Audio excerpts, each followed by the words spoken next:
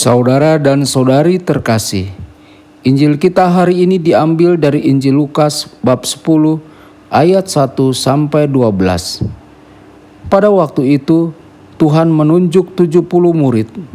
Ia mengutus mereka berdua-dua mendahuluinya ke setiap kota dan tempat yang hendak dikunjunginya. Katanya kepada mereka, "Tuaian memang banyak, tetapi pekerja sedikit.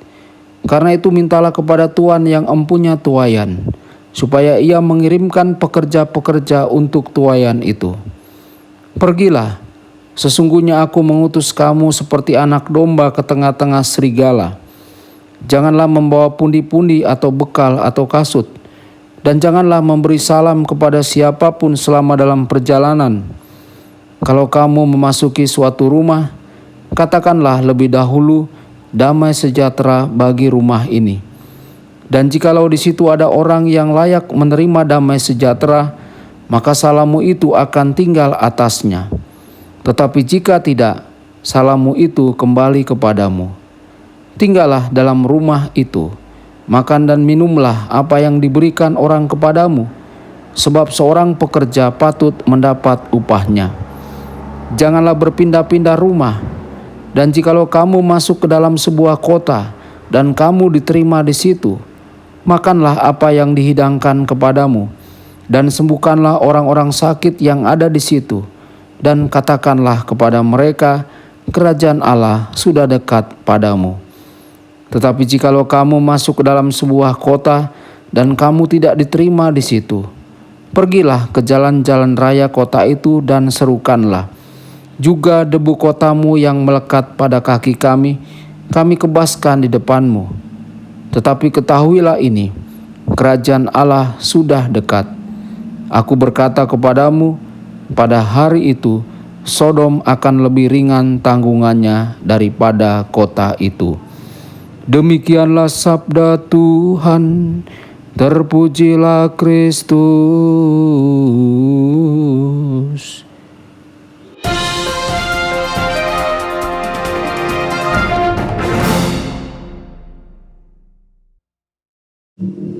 Saudara dan saudari terkasih dimanapun Anda berada, jumpa lagi dengan saya Romo Tedens dalam saluran Warta Kabar Sukacita. Semoga Anda semua tetap dalam keadaan sehat dan senantiasa berbahagia. Injil kita pada hari ini diambil dari Injil Lukas bab 10 ayat 1 sampai ayat 12. Saudara-saudari, bacaan Injil hari ini mengisahkan tentang pengutusan ke-72 murid ke setiap kota untuk mewartakan kerajaan Allah. Yesus mengutus para muridnya hari ini. Artinya, Anda dan saya juga dipanggil untuk melakukan hal yang sama. Panennya melimpah dulu seperti sekarang, lebih dari sebelumnya. Yesus membutuhkan lebih banyak pekerja. Hasil panen melimpah. Jutaan orang di dunia ini masih ada yang tidak mengenal Tuhan atau menyangkal keberadaannya. Yang lain mengenal Tuhan, namun terus hidup dalam bayangan. Saudara-saudari terkasih, beberapa orang menggunakan Tuhan atau nama Tuhan untuk agenda pribadi mereka atau kelompok mereka. Adalah tugas orang-orang beriman untuk menjangkau orang-orang tersebut.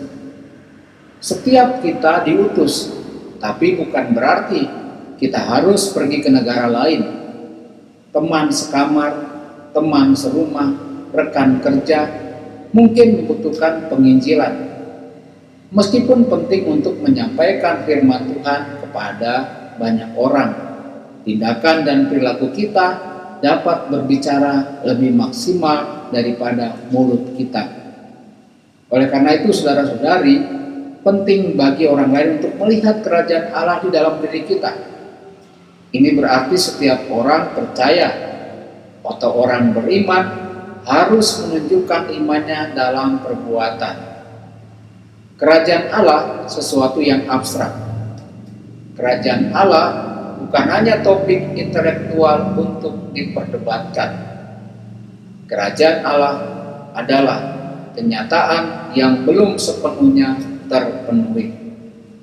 Kerajaan Allah adalah tema sentral dari semua ajaran Yesus dan pemenuhannya dalam waktu dekat adalah tugas dari kita juga. Inilah alasan utama mengapa kita diutus ke dunia, untuk membuat kerajaan Allah dikenal oleh semua orang, dan kerajaan Allah tinggal di dalam hidup kita. Saudara-saudari terkasih, di dalam kerajaan Allah, Yesus adalah Raja, penyembuh, pemberi kehidupan, pengusir setan, dan pemberi kemuliaan. Di dalam kerajaan Allah ada damai, yakni damai yang tidak dapat diberikan oleh dunia. Ketika Yesus adalah Raja dalam semua aspek kehidupan kita, kita tidak perlu cemas tentang apapun hidup kita. Tidak perlu cemas akan apa yang terjadi dalam hidup kita. Kehadirannya di tengah-tengah kita lebih berharga daripada emas atau perak. Itulah sebabnya Dia mendesak kita untuk carilah dahulu kerajaan Allah, maka semuanya akan diberikan. Ketika kita menobatkan Yesus menjadi Raja dalam hidup kita, kita terpanggil untuk mewartakannya ke seluruh dunia.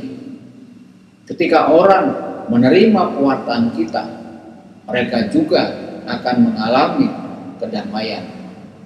Saat ini adalah saat yang mendesak bagi kita untuk mewujudkan kerajaan Allah.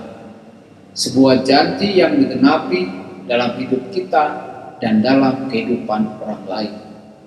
Oleh karena itu, saudara-saudari, marilah kita bekerja untuk perdamaian, cinta, dan keadilan.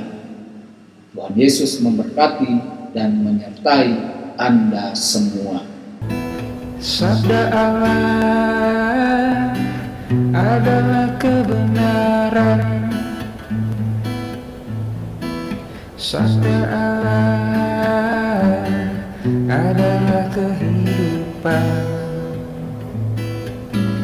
Mari kita mencintainya, mari kita menghayatinya,